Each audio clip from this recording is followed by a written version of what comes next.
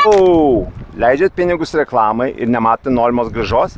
Jei turite elektroninę parduotuvę arba vietinį verslą, turbūt jaučiatės nusivylę dėl mažų pardavimų, nors darote viską kaip reikia. Tačiau yra priežastis, kodėl dauguma reklamų nesuveikia. Sveiki, esu Ramūnas Karpuška ir padedu verslo savininkams kaip jūs pataisyti savo reklamas, kad jos iš tikrųjų veiktų ir atneštų rezultatą. Štai keli žinomi klientai, su kuriais esu dirbęs. Ray is from Lithuania.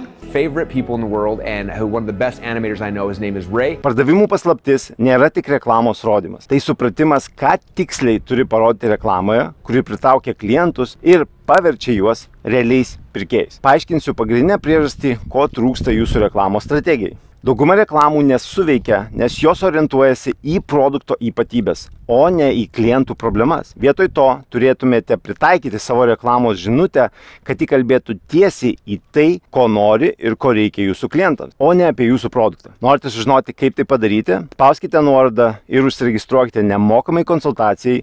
Jums tai reiks pasidalinti tik jūsų svetainės adresu, o mes peržiūrėsime jūsų svetainę ir reklamos kampanijas, pateiksime rekomendacijas, kaip pagerinti jūsų strategiją, kad jūsų reklamos ir svetainė pagaliau duotų rezultatus. Nepraleiskite šios progos, nes vietų skaičius ribotas. Spauskite žemiau ir užsiregistruokite dabar. Hey, sign up now.